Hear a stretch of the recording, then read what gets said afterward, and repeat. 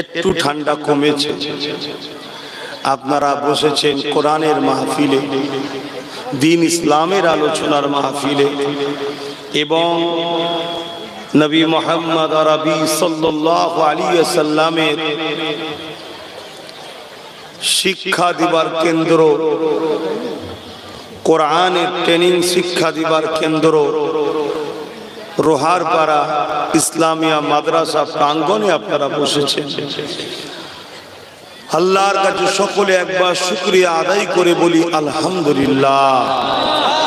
এতগুলো মানুষ যদি জবান ছেড়ে বলতাম আর একটু সুন্দর লাগতো। দুনিয়ার সবার জন্য আমরা কণ্ঠ বার করি, আর যিনি আওয়াজ দিল তেনার জন্য বলবেন না? সকলে চিৎকার দিয়ে বলুন আলহামদুলিল্লাহ। সমস্ত প্রশংসা একমাত্র মালিক আল্লাহ, যিনি আমাদেরকে আশরাফুল মখলুকাত করেছে, যিনি আমাদেরকে সবথেকে সুন্দর শ্রেষ্ঠ মখলুক বানিয়েছে, যিনি আমাদেরকে আজকে দুপুর বেলাতেও খাইয়েছে। কি খেয়েছেন না খান, তিনি খাইয়েছেন। যিনি আমাদেরকে ভালোবাসেন বলেই রোহারপাড়া ইসলামিয়া মাদ্রাসা প্রাঙ্গণে নিয়ে এসে বসিয়েছেন। আপনারা এসে শুধু বসতে পেরেছেন তা নয়, এটা সম্পূর্ণ আল্লাহর দয়াতে আসতে পেরেছেন। কোনো না কোনো বাহানায়, কোনো না কোনো কাজে, কোনো না কোনো সমস্যায় রুকে যেতে তো পারতেন, আটকে যেতে তো পারতেন। সব কিছুকে অপেক্ষা করে আল্লাহ আপনাদের ঘরে নিয়ে এসছে। যা আমার বান্দা বান্দিরা গিয়ে বস, জিন্দেগিতে অনেক গুনাহ করেছিস, দ্বীন ইসলামের মাহফিল হচ্ছে, কিছু শোন, বস। কেননা এই জায়গায় বসলে আল্লাহ খুশি হয়। জোরে বলুন সুবহানাল্লাহ।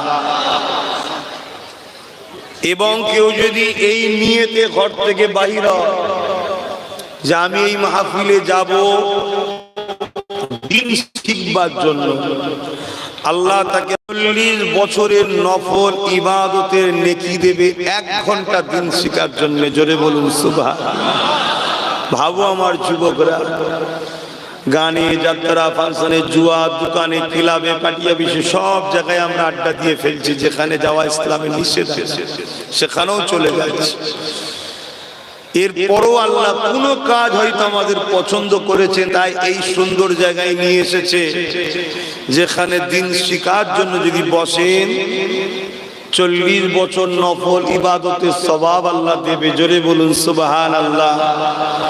তা আমি দ্বিতীয়বার আসছি আপনাদের গ্রামে, যে আলোচনার দিকে যাচ্ছি।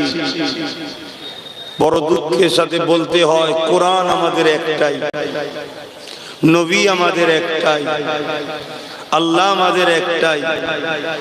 এরপরও আমাদের মধ্যে অনেক মতনৈক্য আছে।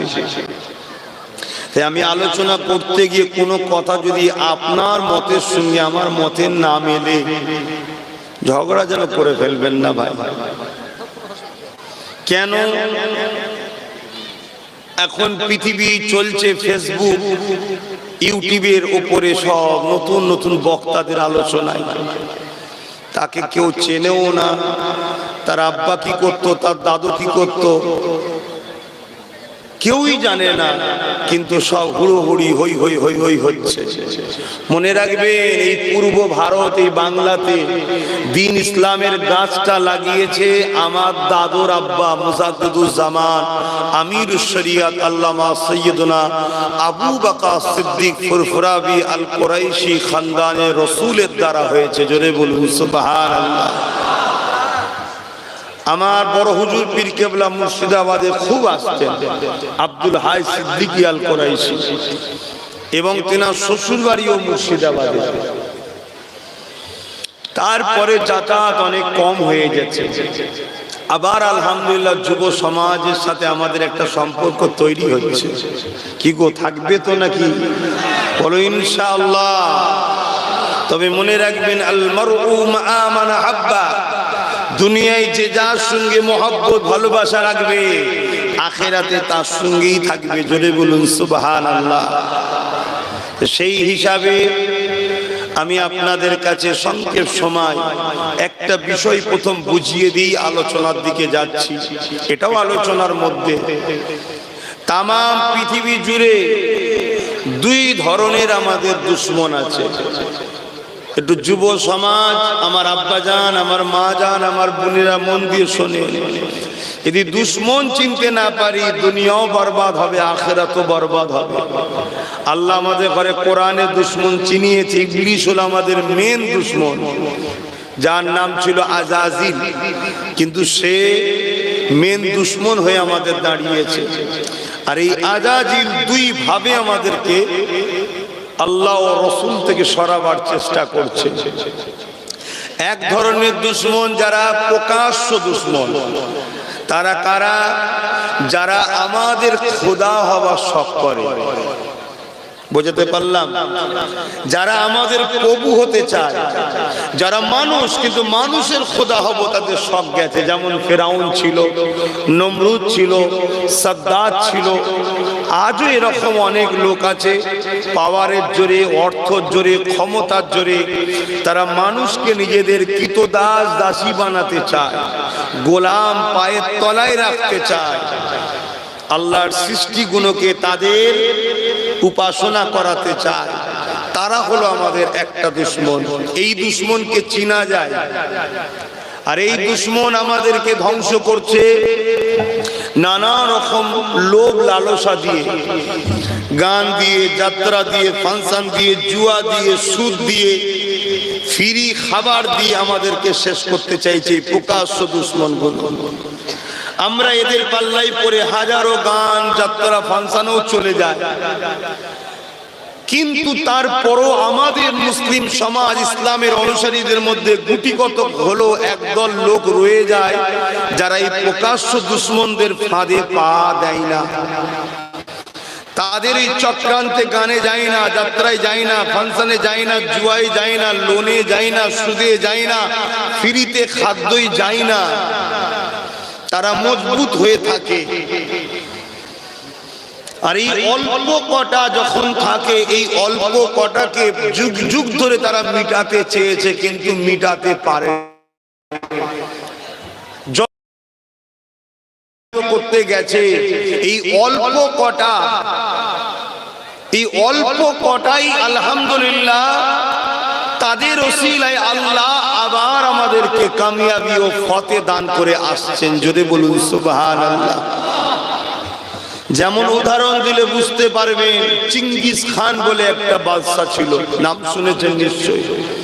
এত বড় জালিম অত্যাচারী ছিল, যে যে এলাকাগুলো যেত পুরো এলাকাগুলোকে উজাড় করে দিত, পশু পাখিগুলোকেও ছাড়তো না, গাছপালা কিছু ছাড়তো না, সব পুড়িয়ে দিয়ে মেরে ফেলতো। বাগদাদে যখন হামলা করলো, পুরো বাগদাদকে উজাড় করে দিয়েছিল। তোমার আমাদের মা বোন বাপ ভাইদের এই মাথার মুন্ডু দিয়ে বড় বড় রাজপ্রাসাদ তৈরি করেছিল। ইট দিয়ে যেমন ঘর হয়, ও মাথা দিয়ে ঘর করেছিল।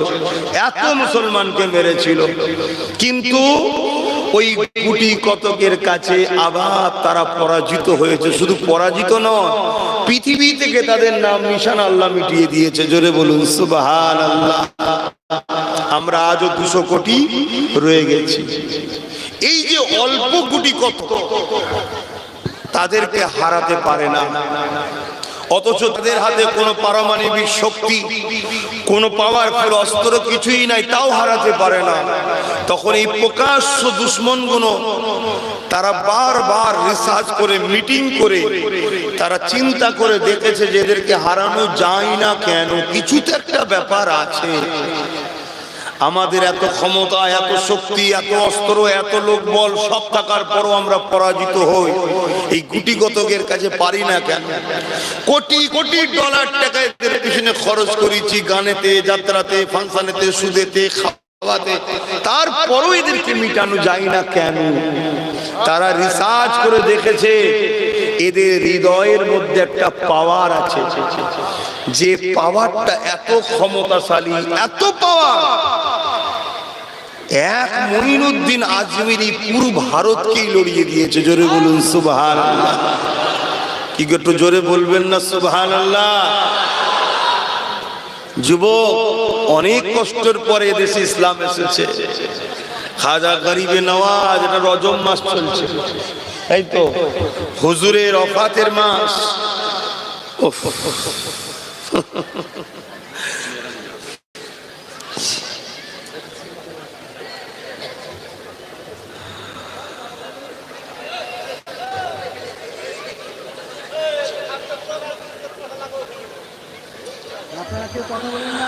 আমার আম্মা জান গুঞ্জনেরা কথা কম বলেন, নাই গুনাহ হবে। এটা তো ইসলামের মাহফিল, কথা কম বলেন, গুনাহ হবে মা। এই মাহফিলের গুরুত্ব আছে। আপনি আব্বাসকে গুরুত্ব না দেন, না দিকে যান, মাহফিলের তো গুরুত্ব দিতে হবে। কেন এটা আমার কোরআনের মাহফিল, আমার দ্বীনের আলোচনার মাহফিল, রাসূলুল্লাহর মাহফিল। এটা তো এই পাওয়ারের কাছে তারা পরাজিত হয়। আপনারা জানেন চীনের বুকে একটা লড়াই হয়েছিল, বাদশাহ হারুন আর রশিদের প্রধান সেনাপতির নেতৃত্বে 30,000 যুবক ছিল মুস্তাফা জানের রহমতের দিকে, আর 15 লক্ষ সৈন্য চীন সরকার পাঠিয়েছিল তাদেরকে মারার জন্য, ধরার জন্য। 30,000কে মারতে কত পাঠিয়েছিল? 15 লক্ষ, 30,000কে মাত্র। আল্লাহু আকবার। ওই 30,000-এর কাছে 15 লক্ষ শুধু হেরেছে, তা নয়, পালাবার রাস্তা খুঁজে পাইনি। জোরে বলুন সুবহানাল্লাহ। আরো জোরে বলা যাবে না সুবহানাল্লাহ? কোন পাওয়ারে, কোন পাওয়ার? তারা রিসার্চ করে দেখেছে এদের হৃদয়ের মধ্যে একটা পাওয়ার আছে। ওই পাওয়ার, ওই পাওয়ারটার নাম হলো ঈমান। কি ঈমান? ঈমান কাকে বলে বলুন? কি হচ্ছে ঈমান কাকে বলে? আমি আপনাদেরকে বলছি, খুব মন দিয়ে শুনবেন। বিস্তারিত হচ্ছে বিল্লাহি ওয়া মালাইকাতিহি ওয়া কুতুবিহি ওয়া রাসূলিহি ওয়াল ইয়াউমিল আখির ওয়াল কদরি খাইরিহি ওয়া শাররিহি মিনাল্লাহি তাআলা ওয়াল বা'স বা'দাল মাউত। এটা হলো বিস্তারিত। আল্লাহর উপর ঈমান আনা, ফারিস্তার উপর ঈমান আনা, কিতাবগুলোর উপর ঈমান আনা, রাসূলুল্লাহ রাসূলদের উপর ঈমান আনা, ওয়াল ইয়াউমিল আখির আখিরাতের উপর ঈমান আনা, ভালো মন্দ তাকদীরের উপর ঈমান আনা, মৃত্যুর পর আবার উঠানো হবে, এর উপরে ঈমান বিশ্বাস করার নাম হলো ঈমান। কিন্তু এত বড় কি মনে রাখতে পারবেন? ছোট ছোট করে এই সব কিছুর মূল যেটা, সেটা বলে দিচ্ছি। আমার আল্লাহ সব কিছুর থেকে একজনকে ঠিক করে দিয়েছে, রসুলকে জানের থেকে বেশি ভালোবেসে, রসুল জেনে আদবের সাথে মেনে নিবার নাম হলো ঈমান। জোরে বলুন সুবহানাল্লাহ। আরো জোরে বলুন সুবহানাল্লাহ। তাহলে ঈমান কি? মুস্তাফা জানে রহমত সাল্লাল্লাহু আলাইহি সাল্লামকে রসুল জেনে, কি জেনে? রসুল জেনে। আল্লাহর রাস্তে বলছি যুবকরা শোনো, গুনার মাপ আছে, বেঈমানের মাপ নাই।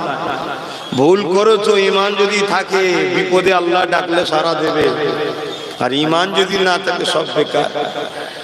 রসুলকে রসুল জেনে জানের থেকে বেশি ভালোবেসে আদবের সাথে মেনে নিবার নাম হলো ঈমান।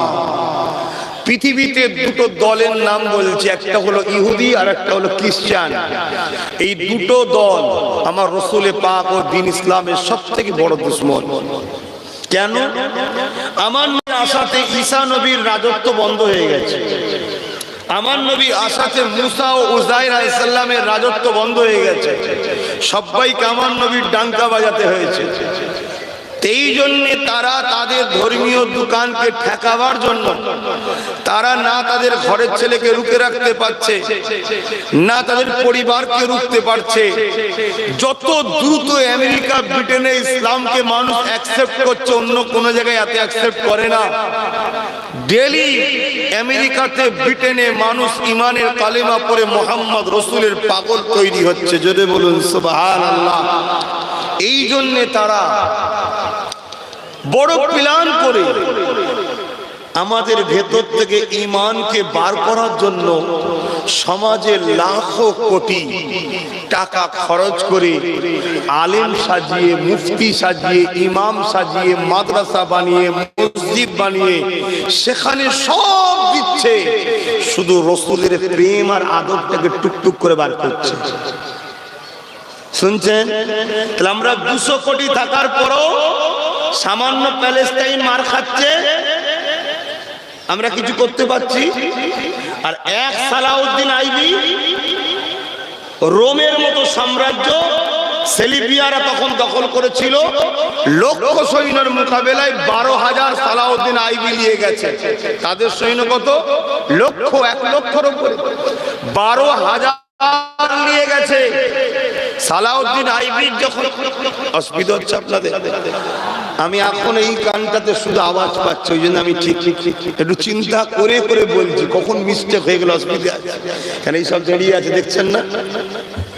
ওনারা ভালোবাসে, ঠিক আছে, বুঝবে না ছেড়ে দেবে তো, আর ওইটাকে কেউ চিরুনি তল্লাশি করবে, কেন আমাকে তল্লাশি করা হয়, এই জন্য ভেবে ভেবে বলছি, একটুখানি দেখেন, একটু আস্তে কথা বলতে বল। শুনছেন? আমার মা বোনেদেরও দরকার আছে না নাই? তারাও দিন জানো, তবেই তো ভালো মায়ের পেট থেকে ভালো সন্তান হবে। কে? হযরতে সালাউদ্দিন আইবির যখন 9 বছর বয়স, এই ওয়াকিয়াটা মন দিয়ে শুনে, 9 বছর। আর আমার যুবক ভাইদের বলবো 25 বছর 30 বছর বয়স, আমরা কি করছি দেখো। 9 বছরের একটা বাচ্চার কথা শোনো। সালাউদ্দিন আইবি চাচার সঙ্গে বাজারে গেছে মসজিদের মেহরাব কিনতে। এখন তো মানুষ পয়সা খরচ কমের জন্য পাকা মার্বেলে করে দেয়, তখন ফার্নিচারের উপরে হতো, খুব দামি দামি কাঠের। একটা খুব সুন্দর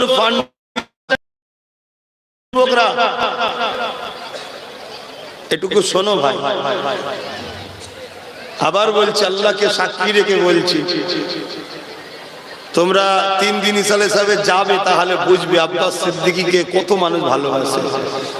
তোমাদেরকে ভালোবাসি, তোমাদেরকেও আমার করতে চাই। অর্থাৎ আমার বলতে, আমরা দুজনেই মোহাম্মদ রসুলের প্রেমিক হব, মোহাম্মদ রসুল আমাদেরকে আল্লাহর সঙ্গে জুড়ে দেবে। জোরে বলুন সুবহানাল্লাহ।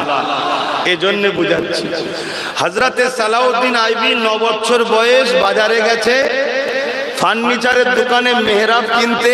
একটা মেহরাবকে খুব সুন্দর কারুকার্য, সুন্দর করে সাজিয়ে রাখা আছে, মসজিদে রাখবো। দোকানদার বলছে না, ওটা বিক্রি না, ওটা গিফট দেবো। বাচ্চা ছেলে, 9 বছর বয়স। হুজুর তখন বলছে, আমাকে দিন না, আমি তো মসজিদে গিয়ে লাগাবো। তখন দোকানদার বলছে, এটা তাকে গিফট করব যে মসজিদে আকসাতে এই মেহরাবটাকে লাগাতে পারবে। শোনার পরে 9 বছরের বালক সালাউদ্দিন আইবি বলল, ইনশাআল্লাহ আপনি তুলে রাখুন, আমি সালাউদ্দিন ওটাতে লাগাবো মসজিদ আকসাই। জোরে বলুন সুবহানাল্লাহ। আরো জোরে বলেন। এটা 9 বছরের বাচ্চার কথা শুনে সব হাসছে। কেন? লক্ষ লক্ষ সেলিবিয়া সৈন্যদের ঘিরা আছে মসজিদ আকসা। মসজিদে আকসার একটা খুবিয়া আছে, মসজিদ তো আল্লাহর ঘর, সবই ভালো, একটা গুরুত্বপূর্ণ খুবিয়া, ভালো কথা বলি শোনেন।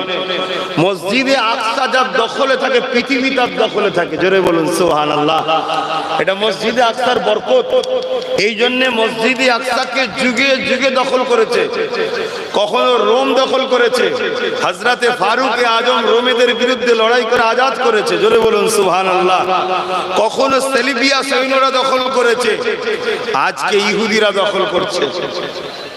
সালাউদ্দিন আইবি সেলিবিয়া সৈন্যদের মোকাবেলায় লড়াই করেছিল, করে ওই মসজিদকে আজাদ করে এই মেহরাব নিজে লাগিয়েছিলেন। জোরে বলুন সুবহানাল্লাহ। মাত্র 12,000 সৈন্য নিয়ে 1 লক্ষ সৈন্যের মোকাবেলায় লড়াই করেছে, জিতে গেছে, মসজিদ আজাদ হয়েছে। বলেন আমরা খুশি হব না বেজার হব? আমাদের যেসব মসজিদগুলো এখন জালিমরা নিয়ে নিচ্ছে, অত্যাচার করছে, বিশ্বজুড়ে আবার শুরু হয়েছে। যদি আল্লাহ কখনো যদি আমাদের দেয়, আমরা খুশি হব না? হব না? বলুন কেন খুশি হব? আমার প্রেমের জিনিস, আমার ভালোবাসার জিনিস, তাই না? তো সালাউদ্দিন আইবি যখন মসজিদটা উদ্ধার করেছে, সমস্ত বিশ্বের মুসলমান আনন্দ করছে, কিন্তু হুজুর ঘরের মধ্যে মন মরা করে বসে আছে। খুব ভালো করে কথাটা শুনবেন, মন মরা করে বসে আছে। কেন? বেশিরভাগ প্যান্ট শার্ট পরা দাঁড়ি চাচা, ধর্ম কিছুই বোঝে না, ভালোবাসায় এসে বসেছে। যদি এদের কিছুটুকু নাও থাকে, কমসে কম যদি ইমানটালি কবরে ঢুকতে পারে, একদিন না একদিন, একদিন না একদিন, একদিন না একদিন জান্নাত যাবেই। জোরে বলুন সুবহানাল্লাহ। আর ইমান যদি চলে যায় সব শেষ। তাই আমি আমার ভাইদেরকে, মায়েদের, বোনেদের, বাপেদের বলবো, মন দিয়ে শুনবে। সালাউদ্দিন আইবি কিন্তু ঘরে মন মরা করে বসে আছে। প্রধান সেনাপতিরা, উজিররা, সৈন্য কমান্ডাররা যে বলছে, হুজুর মসজিদে আকসা আল্লাহ ফতেহ করলো, আপনি মন খারাপ করে আছেন কেন?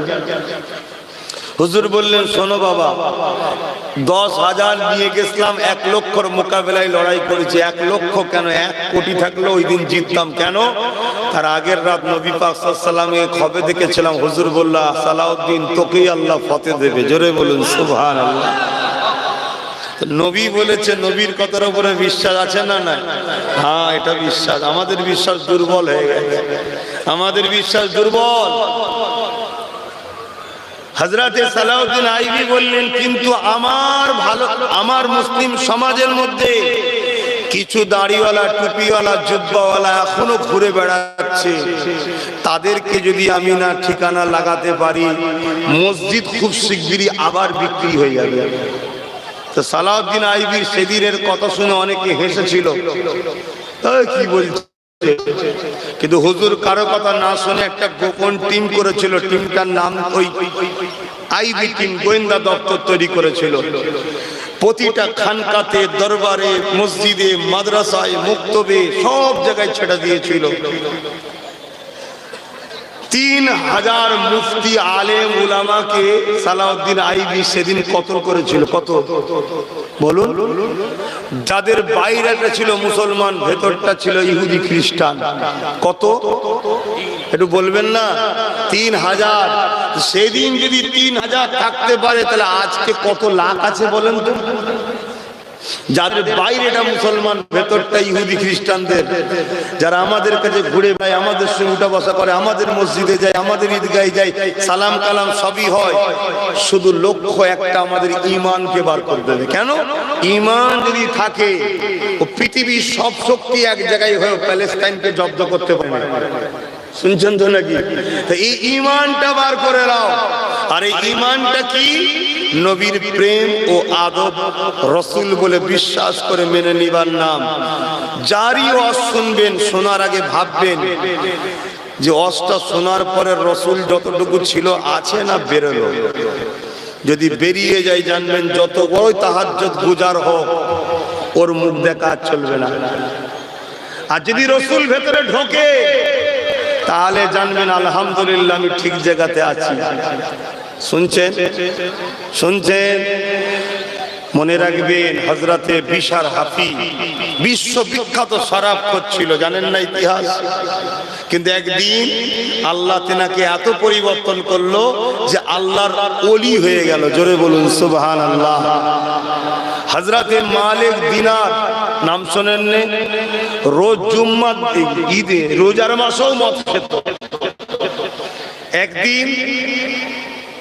একদিন তিনি জগৎ বিখ্যাত আল্লাহর ওলি হলেন এবং মেম্বারে দাঁড়িয়ে ওয়াজ করেছেন। আজ আমার যুবকগণ, তোমরা ভুল করছো। যদি ঈমানটা বাঁচাতে পারো, একদিন না একদিন তোমাদের মধ্যে পরিবর্তন হয়ে হাজি, গাজী, নামাজি, আল্লাহওয়ালা হয়ে কবরে যেতে পারো। জোরে বলুন সুবহানাল্লাহ। বলো ইনশাআল্লাহ, বলো আল্লাহুম্মা আমিন। কিন্তু যদি নবী না থাকে, সব বেকার। তো এই কারখানাটা কার? বলুন, নবীর ঘর। এটাকে ভালোবাসতে হবে, প্যার করতে হবে। মুসলমান ঘরের ছেলে মেয়েরা, তরুণেরা, বাবেরা, এ নওজওয়ানেরা, মন দিয়ে আলোচনাকে বুঝে নেন। তাই যেখানে আমি যাই, বেশি বেশি করে মানুষকে নবী নবী চিনাতে চায়, নবীকে ধরাতে চায়, নবীর কথা বলতে চায়। কেননা আমাদের কাজ হলো আল্লাহ নবীর কদমের গোড়ায় পৌঁছানো। আর নবী পাকের কদমে যারাই পৌঁছাতে পারবে, নবী পাক তাদেরকেই তো আল্লাহর সঙ্গে জুড়ে দেবে। কেননা আমার নবী পাককে আল্লাহ পাক তো পাঠিয়েছেন, হাবিব আপনি দুনিয়া জমিনে যান, আমার বান্দা বান্দি কোনো আমি আল্লাহ আমাকে ভুলে গেছে, আমার নাফরমানি করতে লেগেছে, আমার থেকে দূরে সরে গেছে, 360টা নকল খোদা বানিয়ে ফেলেছে। আমার হাবিব আপনি মদিনা জমিনে যান, জমিনে গিয়ে তাদেরকে আমি আল্লাহ আমার সম্পর্কে জানান, আমি আল্লাহ আমার সঙ্গে জুড়ে দেন। অর্থাৎ তারা যেন আমার দাসত্ব করে, আমার হুকুম মেনে চলে, আমার কথা মতো চলে। এই ট্রেনিংটাই জুড়ার জন্য, এই রাস্তায় আনার জন্য আমার আল্লাহ দুজনকে পাঠাইলে, আমার আল্লাহ তোমার আমার জন্য একজনকে পাঠিয়েছে, তিনি হলেন আমিনা আল্লাহর দোস্ত মুহাম্মাদুর রাসূল।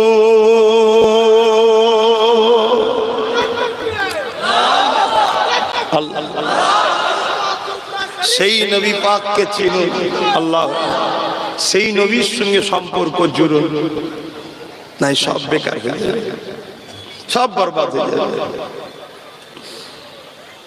কি করছো তুমি? এই ছেলে কি করছো? ও পা মেলে দিয়ে মোবাইল ঘাটছে, তুমি বসে বসে থুকছো কেন? এই সভ্যতা কোনো ভদ্র কোনো শেখো। আমি যদি তোমার দিকে থুকি তোমায় ভালো লাগবে? এখানে এতগুলো বাপের থেকে দাদু সমতুল্য মানুষ বসে আছে, বোঝো ভাই। দুনিয়া সবাই আমাদেরকে ঘৃণা করতে শুরু করেছে। কেন? আমরা মূল স্রোত থেকে সরে গেছি, রসুল থেকে সরে গেছি।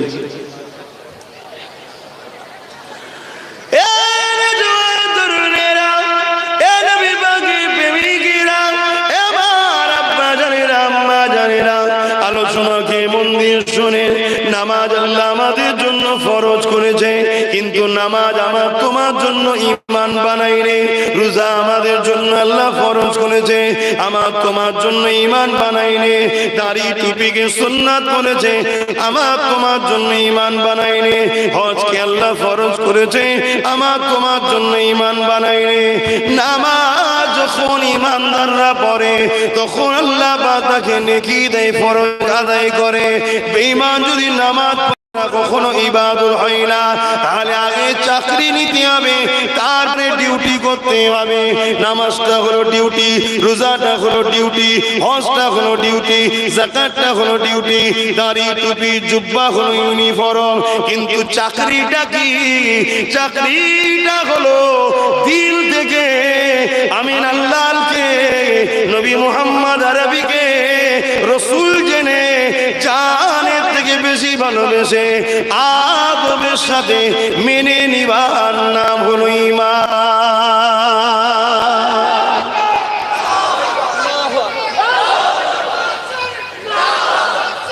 আস্তে আল্লাহ, বুঝতে পারছেন আমার কথা? বলুন। রাস্তার ধারে পুলিশ দাঁড়িয়ে আছে, তাই তো নাকি? চাকরি না পেলে ওই ড্রেস পরে যদি রাস্তায় খাটতো, মাইনে পাবে। তাহলে কাজ পরে, আগে কি করতে হয়? চাকরি। তা আগে ঈমান আনো, এবারে কাজ করো। নামাজ, রোজা, হজ, যাকাত, দান, খায়রাত। মা আতাকুমুর রাসূলু ফাখুযুহু ওয়া মা নাহাকুম আনহু ফান্তাহু। যা নবী আদেশ করেছে করো, নবী যা নিষেধ করেছে ছাড়ো। যদিও কারো কাজে ভুলভ্রান্তি হয়েও যায়, কি গো, দুনিয়ার মালিক, দুনিয়ার কোম্পানির মালিক একটু দয়ালু যদি হয়ে গেছে, চালিয়ে লাইন, কি গো, চালিয়ে লাইন না লাইন। কিন্তু তুমি যদি কোম্পানির কর্মচারীতে তোমার নামই না থাকে, তোমায় মাইনে দেবে? আগে ঈমান আনো, আগে ঈমান আনো। আমাদের হৃদয়ে রসুল নাই, নবীকে বার করে দেওয়া হচ্ছে। নবীর আদব, নবীর প্রেম, নবীর তাজিম, নবীর শান, নবীর মর্যাদা কত।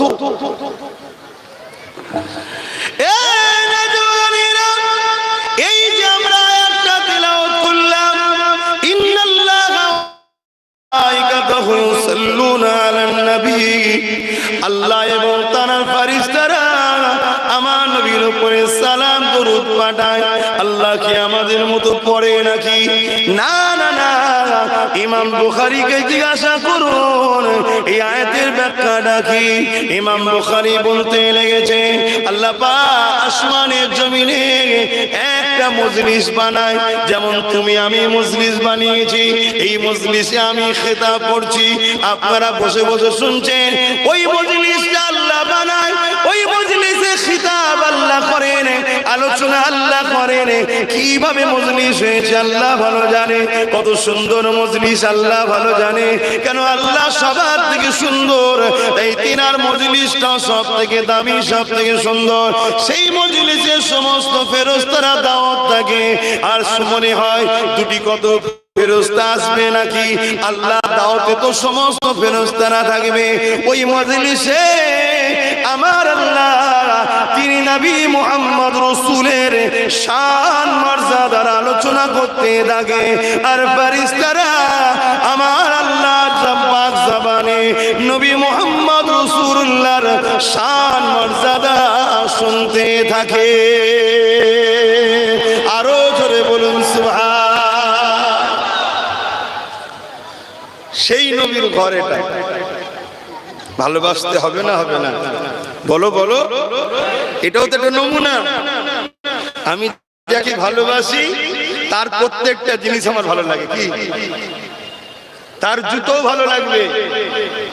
আর যাকে ভালোবাসি না তার কিছুই ভালো লাগবে না। রসুলকে যদি অরিজিনাল ভালোবাসি, নবীর আলোচনা করতেও ভালো লাগবে, শুনতেও ভালো লাগবে, নবীর মাদ্রাসাকেও ভালো লাগবে। হয়তো আমি করতে পারিনি, আমি ভুল করে ফেলেছি। আমি চাইবো আমার বাচ্চার হাতটা ধরে মাদ্রাসাতেও নিয়ে আসবো, স্কুলেও নিয়ে যাবো, মাদ্রাসাতেও নিয়ে আসবো, কলেজেও নিয়ে যাবো, মাদ্রাসাতেও নিয়ে আসবো, ইউনিভার্সিটিও নিয়ে আসবো। ওখান থেকে সার্টিফিকেট অর্জন করে ডাক্তার, উকিল, জজ, ডিএম হবে। আর এখান থেকে ভালো আদর্শওয়ালা মানুষ তৈরি হবে। জোরে বলুন সুবহানাল্লাহ। কমসে কম মরা রোগীর পেট কেটে বলবেন পয়সা দাও। এখানে যদি যোগাযোগ থাকে, আর এখানে যোগাযোগ না থাকলেই বিপদ আছে। এবারে মাদ্রাসা নবী এককালে যেখানে নবী শিখানো হয়, দিন শিখানো হয়, আল্লাহর বাণী শিখানো হয়, সেই জায়গায় যোগাযোগেরও দরকার আছে না? না, আহা, আমার নবীকে চেনেন। একটু সরে সরে আসা যাবে? কত সুন্দর লাগছে দেখুন, বলেন কত সুন্দর লাগছে বলুন।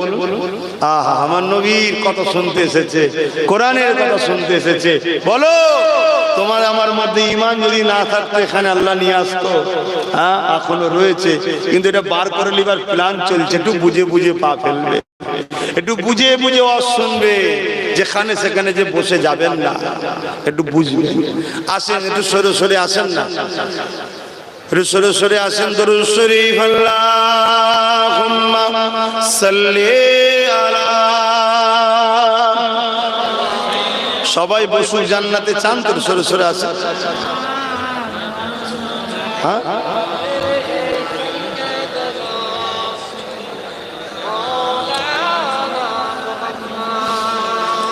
हाल दिल किसको सुनाए,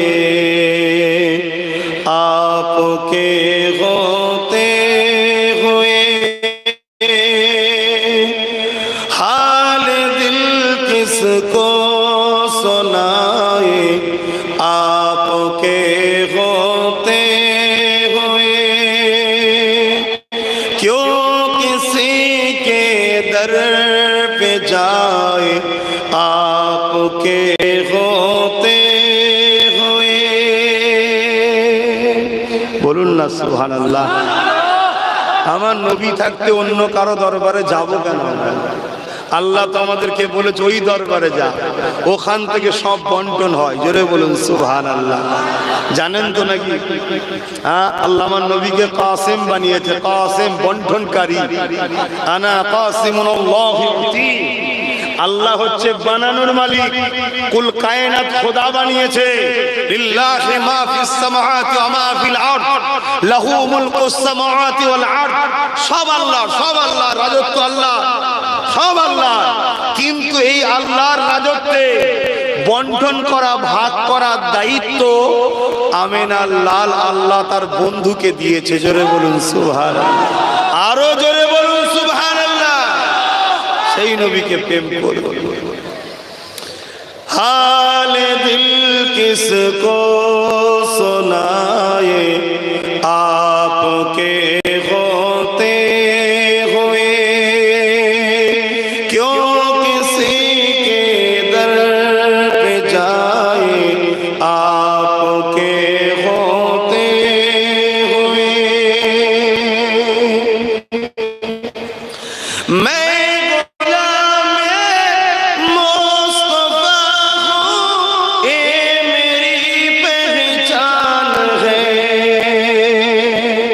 আমার সবথেকে বড় পেহচান হলো আমি নবীর গোলাম। কার বেটা, আমার দাদু কি, তার কি, সব পরের বড় পরিচয় হলো আমি রাসূলুল্লাহর কি গোলাম। আপনারা কি গোলাম নয়? কারা কারা গোলাম? লম্বা হাত তুলে দেখান। মাশাআল্লাহ, মারহাবা, মাশাআল্লাহ, হাত তুলে রাখো, লম্বা করে হাত তুলে রাখো। আল্লাহ এই গোলামগুলোকে কবুল করেন, বলুন আমিন। বলুন গোলাম হ্যায়, গোলাম হ্যায় रसूल के गुलाम है, गुलाम है, गुलाम है रसूल के गुलाम है। गुलाम रसूल में मौत भी कबूल है, गुलाम रसूल में मौत भी कबूल है। जो ना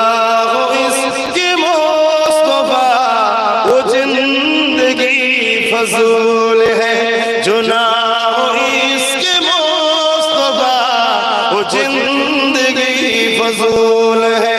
गुलाम है, गुलाम है रसूल के गुलाम है।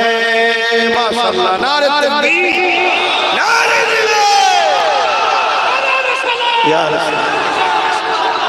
বাপ আমার, ভাই আমার, তাহলে আমরা আল্লাহর কে, রাসূলুল্লাহ তো গোলাম বললাম, আল্লাহর কে, আল্লাহর দাস দাসী, আল্লাহর কে দাস দাসী, আল্লাহর দাস দাসী। আমরা দাসত্ব আল্লাহর করি, দাসত্ব কার করি? আল্লাহ। আমরা আল্লাহর দাস দাসী, ইবাদত আল্লাহর করি, দাস আমরা আল্লাহ আর রাসূলের গোলাম, অর্থাৎ নবীকে ফলো করে চলি। ফাত্তাবিউনি, আগে নবীর ইত্তেবা করো, এটা আল্লাহর হুকুম। জোরে বলুন সুবহানাল্লাহ। সেই নবীকে শুধু দিল থেকে বার করবেন না, আল্লাহর কসম বলে যাচ্ছি, ট্রাই করে দেখুন, জিন্দেগিতে কোনো মুসিবত আসলে, কোনো বিপদ আসলে, কোনো অসুবিধা হলে আপনি নীরবে নির্জনে বসে রাসূলুল্লাহর উপর দরুদ পড়তে থাকুন, দরুদ পড়তে থাকুন, দরুদ পড়তে থাকুন, দরুদ পড়তে থাকুন। রাত আসবে, ঘুমিয়ে পড়বেন, কামলিওয়ালার সঙ্গে দিদার হতে থাকবে। জোরে বলুন সুবহানাল্লাহ। এক যুবক ছেলে অভাবে তাড়নায় ধার করেছে, আমরাও ধার করি না, অনেকের সময় ধার করতে লাগে, ধার করেছে, অভাবের জ্বালায় ধার করেছে, সেই ঋণ শোধ করতে পারেনি, আবার ধার করেছে, ঋণ শোধ করতে পারে আরো আরেকজনের কাছে ধার করেছে, এরকম কয়েকজনের কাছ থেকে ধার করেছে। এই ধার করার পরে বিচার এখন কাজীর কাছে চলে গেছে, তখন বিচার কাজীরা করতো, কাজীর কাছে বিচার চলে গেছে যে অমুক আমাদের থেকে টাকা নিয়েছে, দিচ্ছে না। তা কাজী সাহেবকে ডেকেছে, ডেকে বলেছে 3 দিন সময় দিলাম, 3 দিনের মধ্যে ঋণ শোধ করতে না পারো তাহলে তোমাকে জিন্দানে দেওয়া হবে, অর্থাৎ জেলে দেওয়া হবে, আর জেলে কড়া মারা হবে, শাস্তি দেওয়া হবে। ছেলেটা তো কাঁদতে কাঁদতে ঘরে এসে এক বুজুর্গ আল্লাহওয়ালা নামাজি মুত্তাকি পরেজগার ইবাদত গুজার নবী প্রেমিক আল্লাহ প্রেমিক বান্দার সঙ্গে দেখা হয়েছে। সে বলছে বাবু তুমি কাঁদো কেন?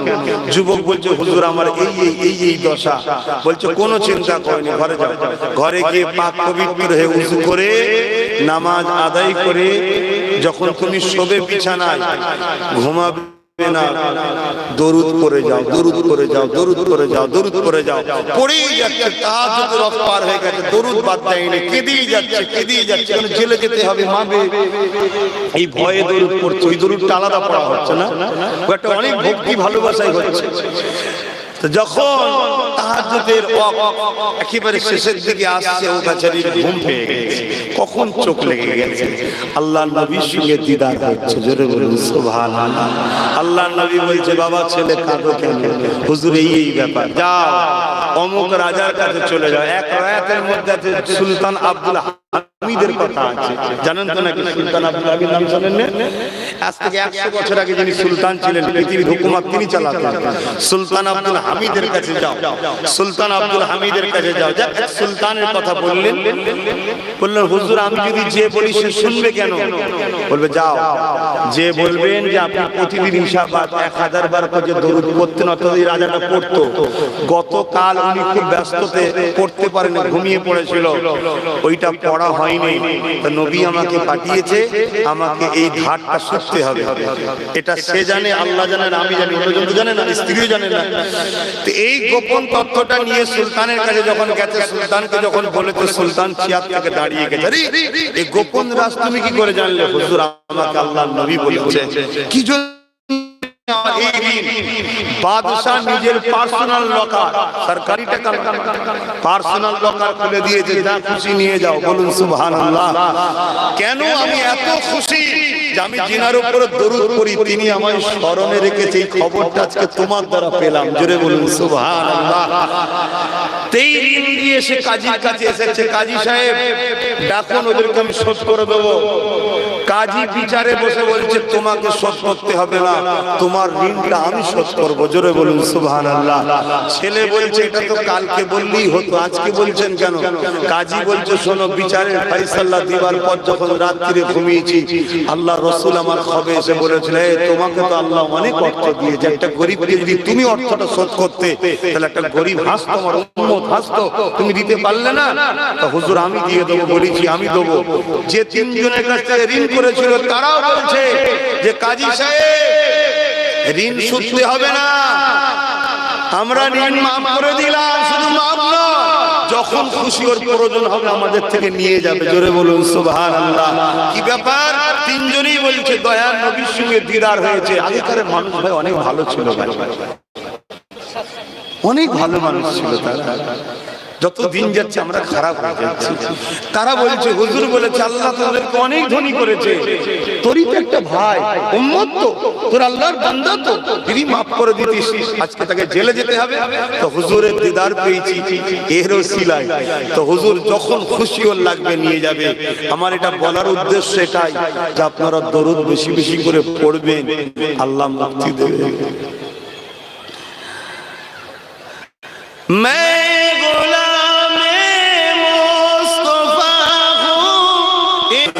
आपके होते हुए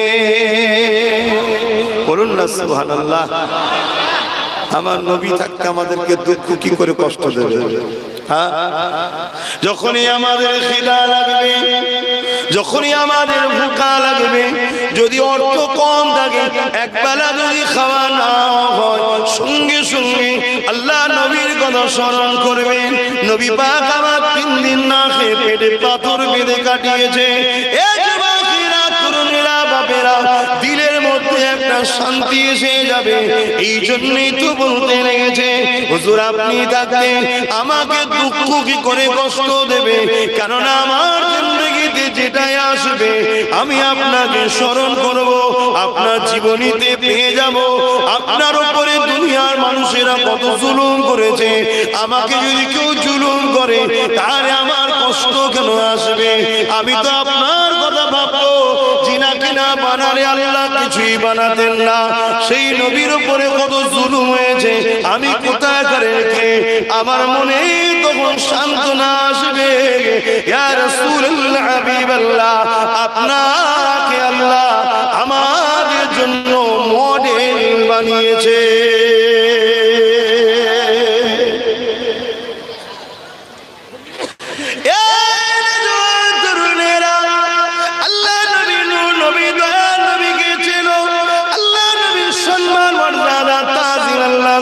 দিয়েছে জানো? কেন নবী আমাদের জন্য মডেল। আল্লাহ কোরআনে জানিয়ে দিলেন, লাকাদ কানা লাকুম ফি রাসূলিল্লাহি উসওয়াতুন হাসানাহ। তোমরা নামাজ পড়বে আমার নবীকে দেখো, তোমরা রোজা রাখবে আমার নবীকে দেখো, তোমরা হজ করবে আমার নবীকে দেখো। এই হজের কথা যখন বলেছে একটা কথা মনে পড়েছে, শোনে এ যুবকেরা, তরুণেরা, আল্লাহ নবী যখন হজ করতে গেলেন, নবী আমার 10ই রজব 10ই জিলহজে আল্লাহ নবী মিনার মাঠে দাঁড়িয়েছেন, কুরবানি করবে। ঠিক এমনই সময় আল্লাহ নবী সাহাবাদেরকে লক্ষ্য করে বলতে লাগলেন, আমার সাহাবারা বলো তো দেখি, আল্লাহর কাবাকে দেখে বলছে ওই শহরটা কোন শহর, যে শহর আমার এসেছে। আল্লাহ নবী কাবা থেকে তো আরাফাতে গেছে, 9 তারিখ আরাফাত, 10 তারিখে কুরবানি মিনা। জানেন তো নাকি? দুদিন আগে কাবায় থেকে আল্লাহ নবী কাবার দিকে আগুন দেখিয়ে সাহাবাদেরকে, 100 লক্ষ সাহাবা কম বেশি লক্ষ্য করে বলছে এটা কোন শহর বলো তো? সাহাবারা কি উত্তর দিয়েছিলেন জানেন? আমি আপনাদের যদি জিজ্ঞেস করি সেকেন্ড ব্রিজটা দেখি যে এটা কি বলো তো, আপনারা কি বলবেন? হুগলি সেতু। জানেন তো গত দুদিন